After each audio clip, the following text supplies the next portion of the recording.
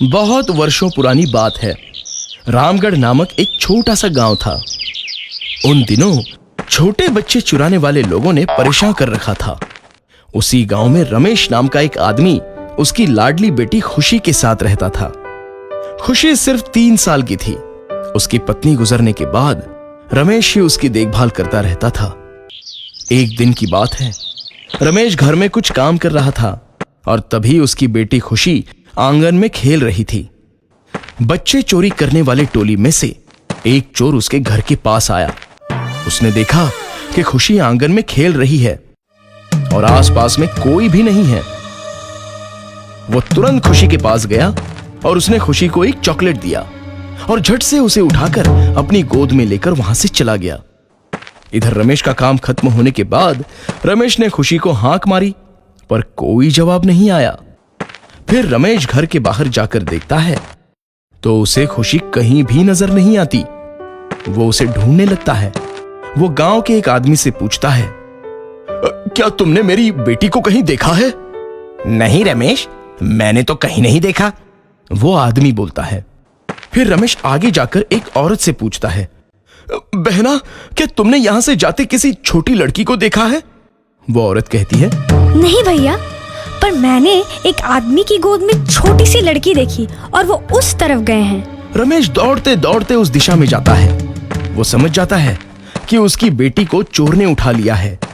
वो उस चोर के पास जाता है और कहता है, कृपया मेरी बेटी मुझे वापस कर दो, मैं इसके बिना नहीं रह सकता। इस पर चोर कहता है, कौन सी बेटी? ये तो मेरी बेटी है, चलो भागो यहां से, नहीं तो मार पड़ेगी। तुम मुझे मारो या कुछ भी करो, लेकिन मेरी बेटी मुझे वापस कर दो, रमेश बोला। एक पेड़ के नीचे दोनों झगड़ा करने लगे। रमेश ने फिर से कहा, तुम मेरी बेटी चोरी करना चाहते हो? इस पर चोर बोला, ये मेरी बेटी है, तुम मेरी बेटी की चोरी कर रहे हो। ये मेरी बेटी है, जब से इसकी मां गुजर गई तब से मैंने मेरी बेटी को बड़े लाड प्यार से पाला है, रमेश बोला। मैं झूठ बोल रहा हूं या तुम? चोर ने कहा, मैं अपनी बेटी के लिए झूठ क्यों बोलूंगा? ये सच में मेरी बेटी है, इसे मेरे हवाले कर दो, रमेश ने कहा। इन दोनों का झगड़ा सुन सारे गांव वाले वहां पर जमा हो गए। उनमें से एक ने सुझाव दिया, अगर ये सच में तुम्हारी बेटी है तो तुम दोनों कसम खाओ। चोर झट से बोला, मैं कसम खाता हूं कि ये मेरी बेटी है। इस पर रमेश बोला, मेरी बेटी की झूठी कसम मत खाओ। चोर बोला, ये सच में मेरी बेटी है। वहां जमा सभी लोग उलझन में पड़ गए। एक आदमी ने कहा, ये समस्या तो बस एक ही व्यक्ति दूर कर सकते हैं और वो है हमारे बाबा जी। तब दोनों बच्ची को लेकर बाबा जी के पास जाते हैं। बाबा जी एक पेड़ के नीचे बैठे ध्यान धारणा करते रहते हैं। रमेश ने बाबा जी से कहा, बाबा जी देखो, ये मेरी बेटी को अपनी बेटी कह रहा है। इस पर चोर झट से बोला, नहीं बाबा जी, असली पिता तो मैं हूं, ये झूठ बोल रहा है। इस पर बाबा जी बोले, इसका उपाय बहुत ही आसान है। ये छड़ी लो और तुम दोनों इस बच्ची को 10-10 छड़ियां मारो, फिर मैं बताऊंगा असली बाप कौन है। ऐसा कहते ही चोर ने वो छड़ी ली और उस बच्ची को मारने लगा। बच्ची जोर जोर से चिल्लाने लगी, फिर भी वो मारता रहा। 10 छड़ियां मारने के बाद ही उसने दम लिया। फिर रमेश की बारी आई। उसने वो छड़ी ली और बच्ची को मारने लगा। 1, 2, 3।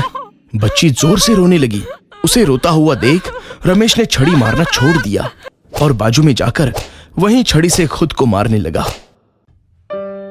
चोर जोर से बोलने लगा, मैं ही इस बच्ची का बाप हूं। इस पर बाबा जी बोले, नहीं नहीं, तुम इस बच्ची के पिता नहीं हो। लेकिन आपने ही तो बच्ची को छड़ी मारने को कहा था, चोर बोला। फिर बाबा जी बोले, जो इस बच्ची का दर्द नहीं देख पाया वही उसके असली पिता हैं। तुम तो बिना सोचे समझे इस प्यारी बच्ची को मार रहे थे, पर इसने 2-3 छड़ी मारने के बाद ही बंद कर दिया। जो असली पिता हैं वो अपनी बेटी के साथ ऐसा कभी नहीं करते। फिर चोर ने वो बच्ची रमेश को दे दी। तभी वहां गांव के लोग इकट्ठा हुए और उस नकली पिता मतलब चोर को पकड़ ले गए। तो बच्चों, इस कहानी से हमें यह सीख मिलती है कि हमेशा सच बोलो, क्योंकि चोरी हमेशा पकड़ी जाती है।